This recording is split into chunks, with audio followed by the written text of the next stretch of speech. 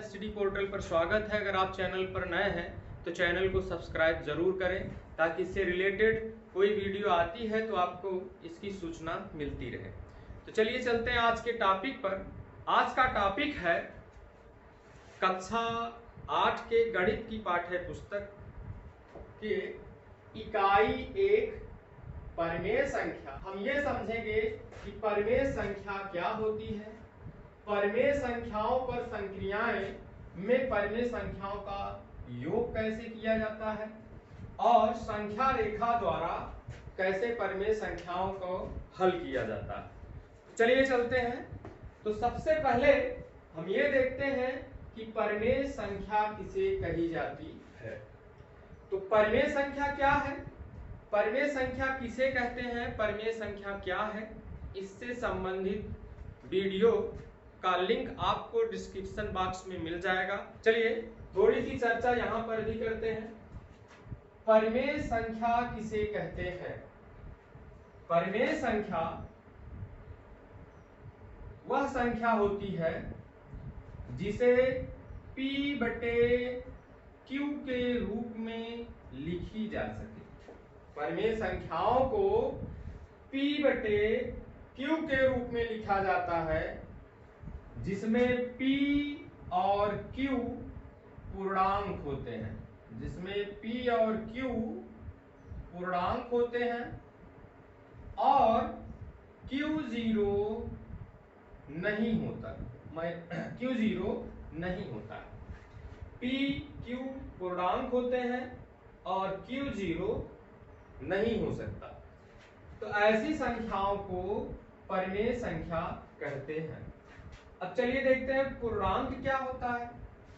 पूर्णांक में पहले यहाँ -∞ से लेकर -4, -3, -2, -1, 0, 1, 2, 3, 4 ऐसे अनंत। मतलब ऋणात्मक पूर्णांक या फिर धनात्मक पूर्णांक और शून्य। शून्य अलग से कहना पड़ता है क्योंकि शून्य न तो धनात्मक संख्या होती है और न ही ऋणात्मक संख्या होती है। तो पूर्णांक क्या है, माने ऋणात्मक पूर्णांक, धनात्मक पूर्णांक तथा शून्य का अगर को सम्मिलित कर लिया जाए तो आपका बनता है पूर्णांक। तो परिमेय संख्या में जो P Q हो, इन्हीं पूर्णांकों में से कोई दो पूर्णांक हो P और Q, और Q उसमें से 0 न हो तो उसे कहा जाता है परिमेय संख्या। तो चलिए परिमेय संख्याओं के संक्रियाओं की अगर बात करें, परिमेय संख्याओं के संक्रियाओं की अगर बात करें तो परिमेय संख्याओं पर संक्रिया, जैसा कि आपको पता है संक्रियाएं 4 होती हैं। धन माने योग, ऋण अंतर, गुणा और भाग। इस अंक में हम परिमेय संख्याओं के योग के बारे में पढ़ेंगे। तो परिमेय संख्याओं का योग कैसे किया जाता है, तो चलिए इसके परिमेय संख्याओं पर योग के पहले उस नियम की बात करते हैं जिसमें परिमेय संख्याओं का हर समान हो। जब परिमेय संख्याओं का हर समान हो तब परिमेय संख्याओं को कैसे जोड़ा जाता है। जैसे मान लीजिए 2/3 एक परिमेय संख्या है। यहां देखिए एक परिमेय संख्या है, P बटे Q के रूप में है, Q0 नहीं है, PQ पूर्णांक। और 5/3 एक दूसरी परिमेय संख्या है और इस परिमेय संख्या में इसको जोड़ना है तो हर इसका बराबर है। अगर जब हर बराबर हो, हर जब बराबर हो तो उसे डायरेक्ट जोड़ लिया जाता है, माने अंश डायरेक्ट जोड़ लिया जाएगा, हर वही रख लिया जाएगा। हर इसका 3 ही हो जाएगा और अंश को जोड़ लिया जाएगा और ये हो जाएगा 7/3। अर्थात अगर P बटे Q एक परिमेय संख्या है, R बटे Q एक दूसरी परिमेय संख्या है, तो इसका जो योग होता है हर में वही Q रह जाता है और अंश में P प्लस R हो जाता है, P प्लस R हो जाता है। तो इस तरीके से अगर परिमेय संख्याओं का हर बराबर है तो उनका योग किया जाता है। तो चलिए अब देखते हैं अगर परिमेय संख्याओं का हर बराबर न हो तब उसका योग कैसे करते हैं।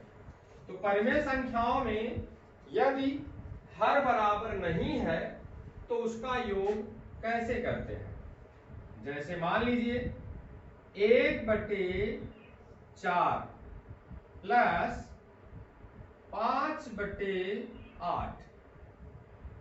तो यहां देखिए इसमें इसका हर बराबर नहीं है तो इसको कैसे जोड़ा जाएगा। तो इसको कैसे जोड़ेंगे, तो सबसे पहले इसके हर का लसा निकाल लेते हैं, लघुत्तम समापवर्ग। तो लघुत्तम समापवर्ग आप कक्षा 6 में ही पढ़ चुके हैं और देख लीजिए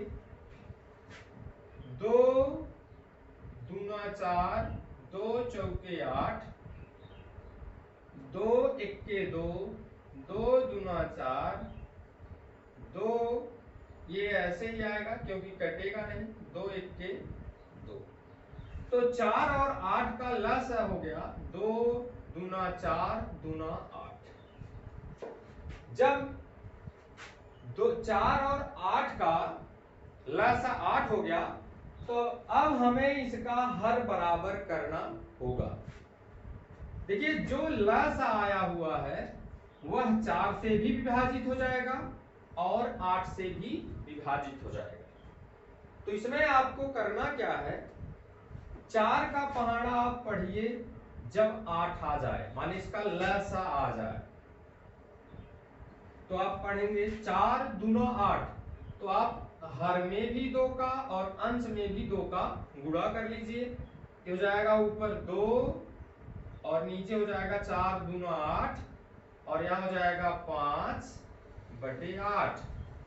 हर अब बराबर हो गया तो आप पहले वाले की तरह इसको आप जोड़ सकते हो। मतलब ये है हर में 8 आ जाएगा और अंश में आ जाएगा 2 प्लस 5। इस तरीके से हो जाएगा 5 2 7/8। माने जब परिमेय संख्याओं का हर बराबर न हो तो कैसे जोड़ा जाता है उसको आप लोगों ने देखा। एक एक प्रश्नों को हल करते हैं, जिसमें से पहला प्रश्न है, इसमें वो है सरल कीजिए। पहले वाले में पहला प्रश्न है सरल कीजिए,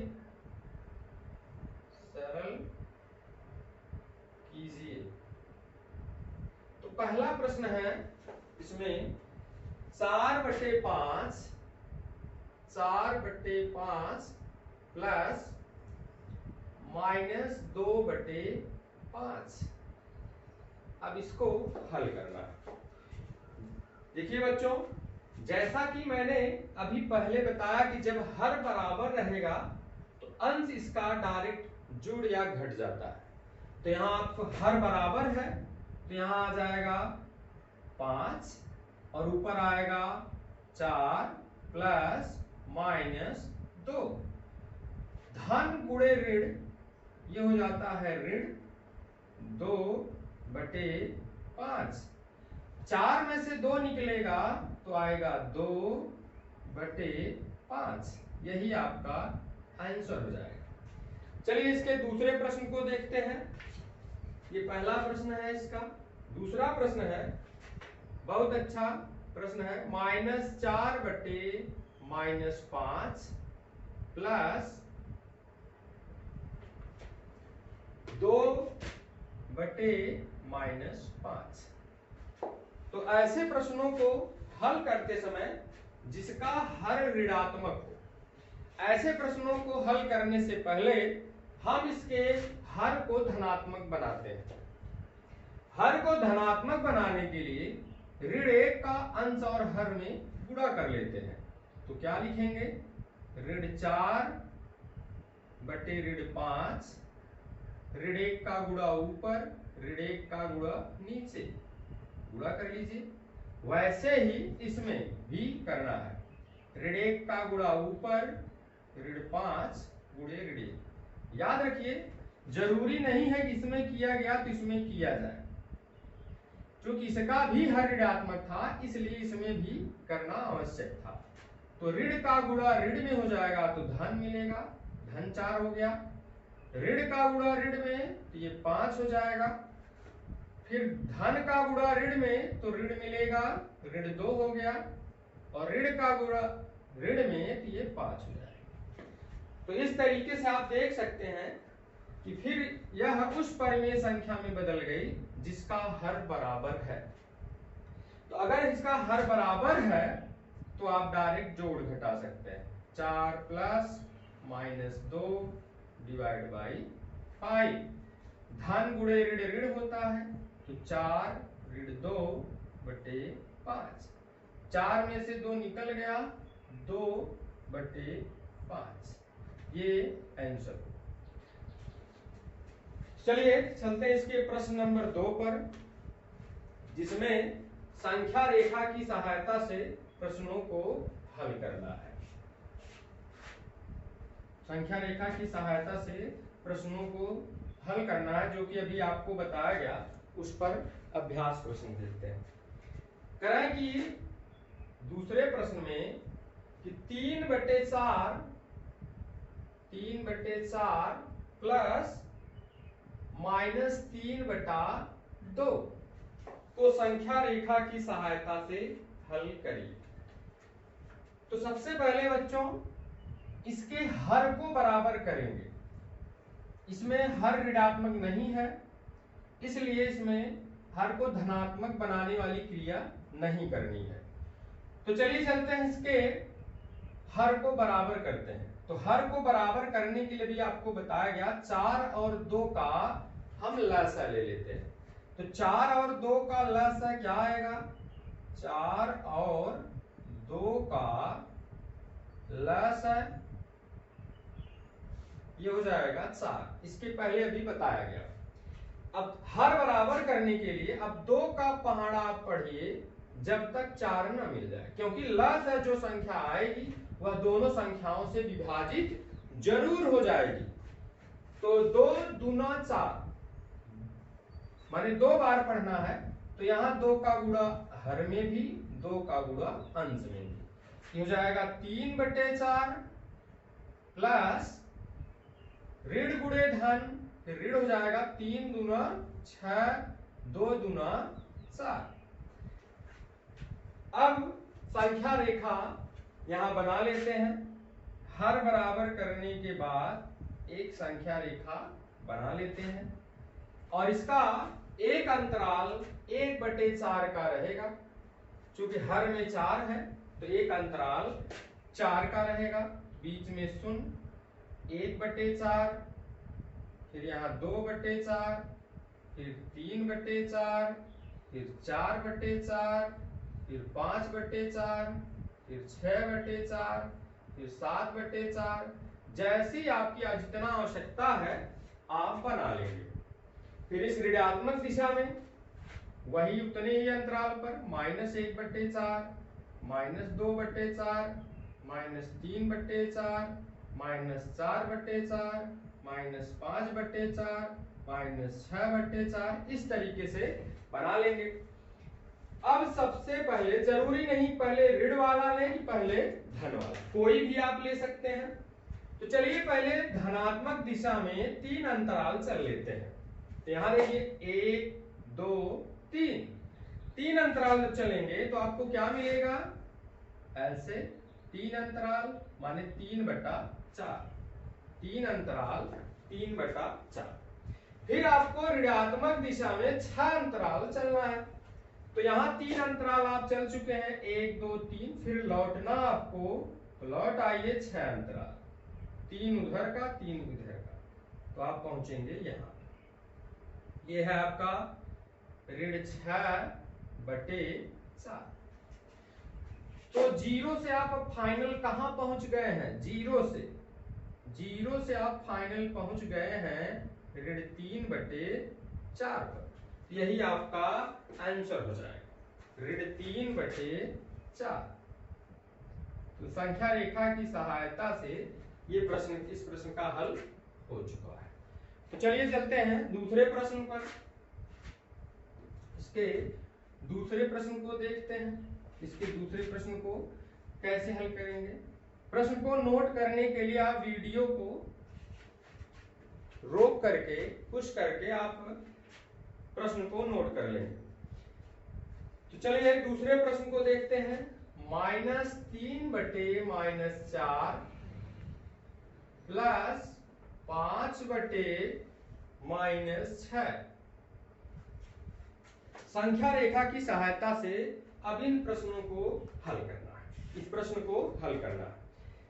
सबसे पहला काम अब होगा, देखिए इसका हर ऋणात्मक है, तो सबसे पहले हम हर को धनात्मक करेंगे। उसके लिए हम आपको बताए हैं कि हर और अंश में ऋण 1 का गुणा कर लीजिए, अंश में भी और हर में भी ऋण 1 का गुणा करेंगे। ऋण गुणे ऋण धन हो जाएगा, फिर ऋण गुणे ऋण धन हो जाएगा, और यहां आएगा ऋण 5, क्योंकि धन गुणे ऋण, और ऋण गुणे ऋण फिर धन हो जाएगा यहाँ 6। अब दूसरा काम हम ये करेंगे, इसके हर को बराबर करेंगे। तो हर को बराबर करने के लिए हम 4 और 6 का लसा लेंगे। 4 और 6 का लसा क्या हो जाएगा?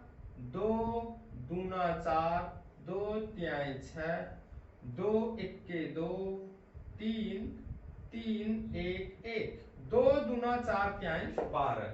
इसका लस आया, लस आ गया 12। तो इसका लस 12 है।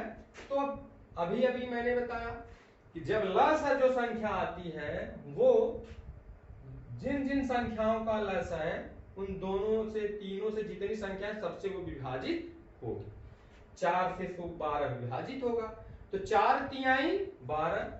तीसरी बार 3 बार जाना है तो 3 का नीचे गुणा कर लीजिए, 3 का ऊपर, तो ऊपर हो जाएगा 3 त्रिका 9 और नीचे हो जाएगा 4 तिहाई 12। फिर 6 दूना 12, 2 का गुणा करना है हर और अंश में, हो जाएगा 6 दूना 12, ऋण 5 दूना 10। तो जब हर बराबर हो गया तो अब संख्या रेखा बना लेंगे, संख्या रेखा बनाएंगे और उस पर इस प्रश्न को हल करेंगे। तो चलिए संख्या रेखा बना लेते हैं। ये हो गया आपकी संख्या रेखा, जिसका एक खाना कितना रखना है? 12 का। जिसका एक खाना कितना रखना है? 12 का।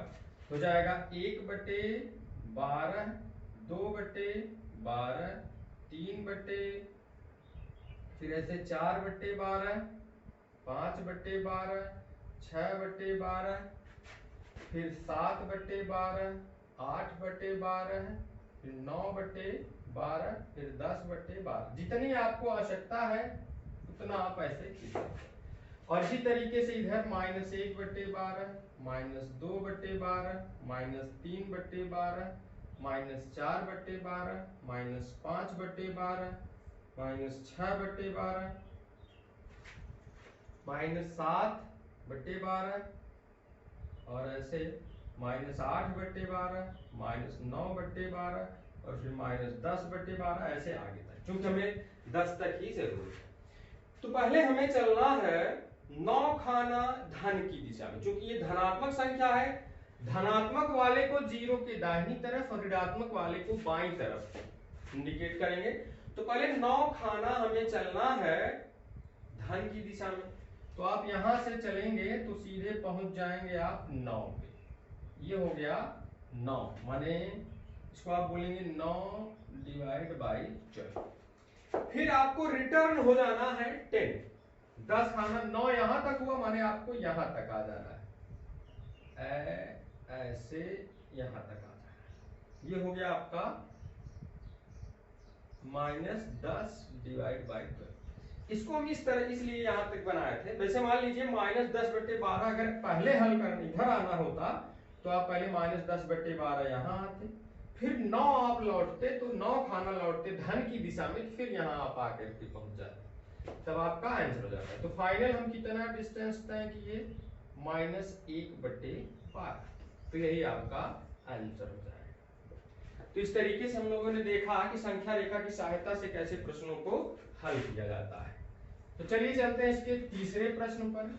इसका जो तीसरा प्रश्न है उसको देखते हैं। तीसरा प्रश्न है, हर का ल लेकर के हल कीजिए। कैसे हर का ल लेकर के हल करते हैं? तो जैसे इसके पहले कई प्रश्न आपको बताए गए, सब में प्रश्नों का सभी प्रश्नों में हर का ल लेकर के ही हल किया गया है। तो फिर भी चलिए कुछ और एग्जाम्पल इसमें से बताते हैं आपको। जैसे तीसरे का दूसरा सवाल, तीसरे का दूसरा देखते हैं। इसमें है -3/-11 और +-4 डिवाइड बाई 33। इसमें देखिए पहले इसके हर को हम धनात्मक बनाते हैं, तो इसके लिए ऋण 1 का गुणा ऊपर, ऋण 1 का गुणा नीचे कर लेते हैं। ऊपर हो जाएगा 3, नीचे हो जाएगा /11 और ये ऋण 4/33। पहला काम हुआ। दूसरा ये है हर का लसा लेना है। 11 और 33 का अगर लसा लेंगे तो 33 आ जाएगा। देख लीजिए 11 से कटेगा, 11 के 11, 11 त्याई 33, 3 3 1 1 हो जाएगा। तो इसका लस आएगा, लस आ गया 11 गुणे 3 बराबर हो गया 33। तो इसमें ये हो जाएगा, इसमें 33 लाने के लिए 3 का हर और अंश में गुणा करना है। 11 गुणे 3 -4/33 हो जाएगा 9/33 +-4/33। हर बराबर है 33 हो जाएगा। 9 +-4 धन गुणे ऋण ऋण होता है, तो 9 - 4 डिवाइड बाई 33। तो 9 में से 4 गए 5 हो जाएगा /33। तो इसका जो आंसर आएगा वो आएगा 5/33। चलिए अब अगला प्रश्न देखते हैं। इसी तरीके से आप तीसरे का पहला भी हल कर लेंगे। तो चलिए चलते हैं अगले प्रश्न पर। अगला प्रश्न है, हल कीजिए। उसमें आप किसी भी तरीके का इस्तेमाल कर सकते हैं। मान ज्ञात करना है। चौथे में कह रहे हैं कि मान ज्ञात कीजिए, लेकिन ये नहीं दिया किस विधि से लगाना है, तो आप किसी भी तरीके से हल कर लीजिए। -11 डिवाइड बाई, चलिए मैं इसमें एक और तरीके की बात करता हूं। हर का लसा लेकर के अगर हल करना चाहें तो वो तो तरीका है ही। 9 और 1 का लसा 9 आएगा, लेकिन एक तरीका और भी है इस प्रश्न में, उसका भी जिक्र करते हैं। 9 का गुणा 2 में 1 का गुणा ऋण 11, 9 दूना 18, 1 का गुणा ऋण 11 में तो ऋण 11/9 1 के 9। तो 18 में से 11 निकलेगा तो बचेगा 7/9। यही आपका आंसर हो जाएगा 7/9। और फिर अगला इसमें जो प्रश्न है वो है ऋण 3 प्लस -2/-3। तो सबसे पहले आप इसको इतना लिख सकते हैं, हर को धनात्मक बना लीजिए, ऋण 1 का ऊपर नीचे गुणा कर लीजिए, ऋण 3/1 प्लस 2/3। फिर वैसे तिरछे तिरछे गुणा कर लीजिए। यहाँ हो जाएगा 3 त्रिका 9 और 2 1 के 2, 3 1 के 3। ऋण 9 धन 2, विपरीत चिन्ह है, घटेगा। 9 में से 2 7, बड़ी संख्या 9 है, ऋण है, हो जाएगा ऋण और ये 3। तो ऋण 7/3। तो इस तरीके से आप लोगों ने आज अभ्यास 1A के प्रश्नों को देखा। और परिमेय संख्याओं की संक्रियाओं पर परिमेय संख्याओं का योग कैसे किया जाता है, इसको आप लोगों ने देखा। संख्या रेखा की सहायता से प्रश्नों को कैसे हल करते हैं और हर का लसा लेकर। तो चलिए फिर मिलते हैं किसी नए आर्टिकल के साथ। Thank you.